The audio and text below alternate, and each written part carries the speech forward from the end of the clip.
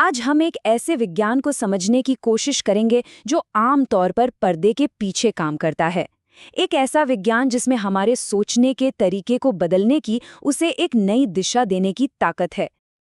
ये सवाल सुनने में थोड़ा अजीब जरूर लग सकता है, लेकिन आज की हमारी बातचीत का ये बिल्कुल सेंटर पॉइंट है। क्या हमारे फैसले, हमारी यादें और हमारे विचार, क्या वो सच में पूरी तरह से हमारे ही कंट्रोल में है? दरअसल हमारी ये पड़ताल how to steal a mind नाम की एक किताब के रिव्यू पर आधारित है।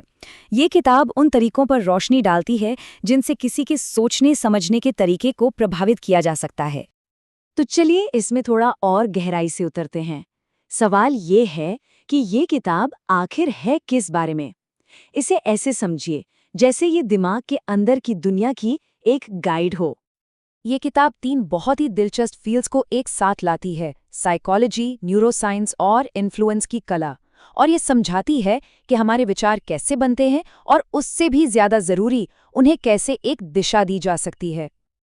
अब देखिए, किसी को प्रभावित करने के तरीकों पर बात करने से पहले ये किताब हमारे दिमाग के काम करने के बिल्कुल बेसिक तरीके की एक नींव तैयार करती है, और इसे समझना वाकई बहुत जरूरी है। किताब इसे बहुत ही आसान तरीके से बताती है। हमारा दिमाग पहले जानकारी को प्रोसेस करता है, फिर उसके आधार पर यादें बनाता है और आखिर में उन्हीं यादों और जानकारी के बेस पर फैसले लेता है। मतलब ये एक ऑपरेटिंग सिस्टम की तरह काम करता है। और रिव्यू के मुताबिक इस किताब की सबसे अच्छी बात ही यही है, ये मुश्किल से मुश्किल साइंटिफिक आइडियाज़ को भी इतनी आसान भाषा और मज़ेदार एग्जाम्पल्स के साथ समझाती है कि कोई भी इसे आसानी से समझ सकता है। तो चलिए अब किताब के उस हिस्से पर आते हैं जो इसे सबसे ज़्यादा दिलचस्प बनाता है, वो टेक्निक्स जिनका इस्तेमाल हमारी सोच को बदलने के लिए किया जाता है। इसे हम एक तरह का इन्फ्लुएंशियल टूल किट भी कह सकते हैं।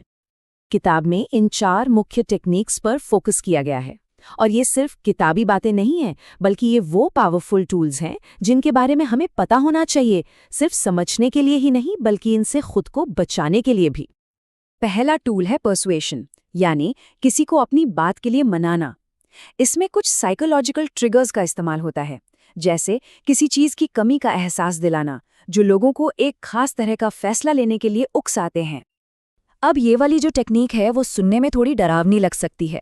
ये बताती है कि कैसे सिर्फ कुछ सुझावों और सवालों के जरिए किसी की असली यादों को बदला जा सकता है, या फिर उसके दिमाग में ऐसी यादें डाली जा सकती हैं जो असल में कभी हुई ही नहीं। और फिर आते हैं सबलिमिनल मैसेज, यानी अवचेतन संदेश। ये वो छिपे हुए इशारे होते हैं, चाहे तस्वीरों में हो या आवाज़ में, जिन्हें हमारा कॉन्शियस माइंड तो पकड़ नहीं पाता, पर हमारा सब कॉन्शियस माइंड उन्हें नोटिस कर लेता है, और पता भी नहीं चलता कि हमारा व्यवहार कब इनसे प्रभावित हो गया।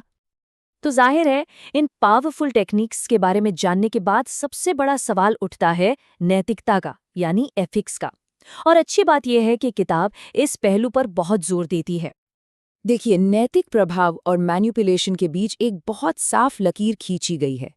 एक तरफ है नैतिक प्रभाव, जो सहमति, सम्मान और सिखाने पर आधारित होता है, और दूसरी तरफ है मैनिपुलेशन, जिसकी बुनियाद ही धोखा और अपने फायदे पर टिकी होती है।